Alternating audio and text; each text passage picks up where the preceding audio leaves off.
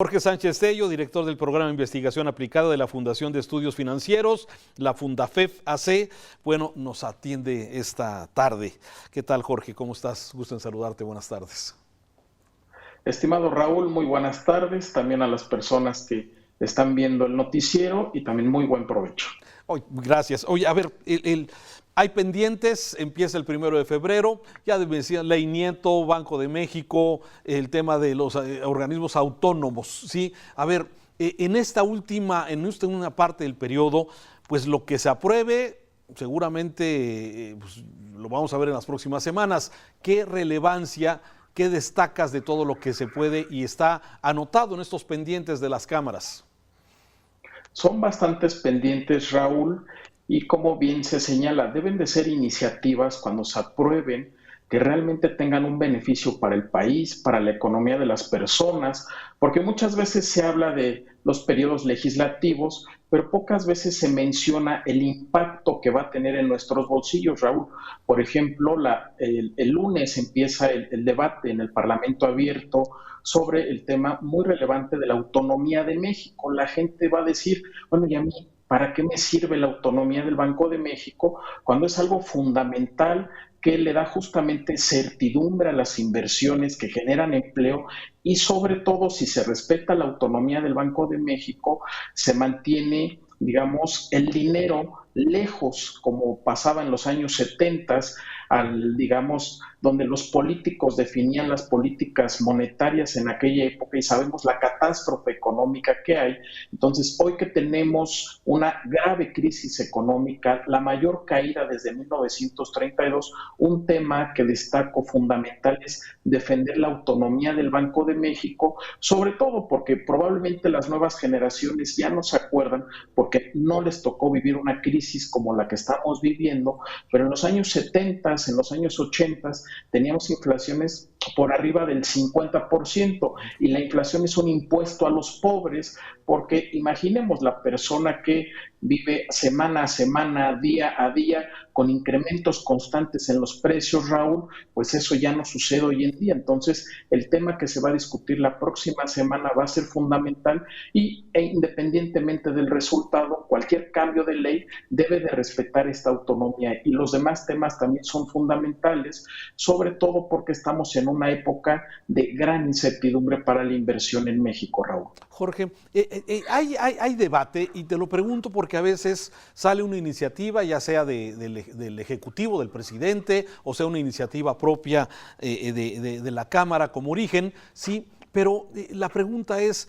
quienes aprueban, y lo hemos visto lamentablemente muchas veces, pues simplemente levantan el dedo y bueno, pues votan de acuerdo a las instrucciones de sus líderes respectivos. Pero el tema, ¿cómo se debe aprobar una legislación, por ejemplo, la ley del Banco de México, que tiene implicaciones económicas, como ya lo decías, que tiene implicaciones en la autonomía del Banco de México, que hasta los mismos consejeros del Banco de México levantaron la voz cuando se hizo esta propuesta de que aceptaran dólares sobrantes o dólares de los migrantes, que se desconoce su origen?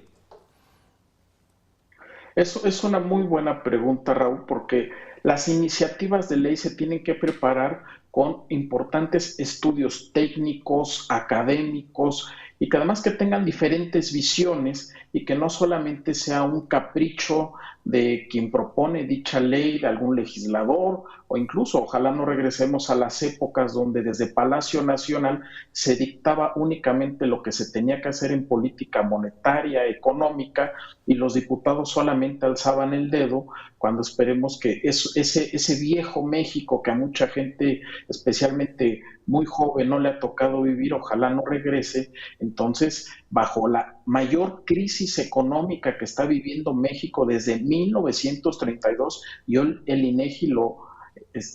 dice con sus datos de que caímos el menos 8.5% el año pasado, no se veía algo así. Entonces necesitamos, Raúl, dar certidumbre con este tipo de iniciativas A veces parece poco relevante que tenemos un Banco de México autónomo, tiene 25 años apenas con esta autonomía, pero gracias a esta autonomía en México se dio certidumbre, tenemos relativamente bajas tasas de interés, aunque tenemos todavía de las más altas a nivel mundial, tenemos una inflación relativamente controlada, a diferencia de otras crisis de hace 20, 30 años, la inflación no se ha disparado, entonces justamente por eso los ciudadanos, más allá de la Junta de Gobierno del Banco de México, tenemos que levantar la voz para defender esta autonomía, así como también muchos organismos autónomos, porque la economía necesita una regulación eficiente, si no simplemente vamos a regresar a la época de viejos monopolios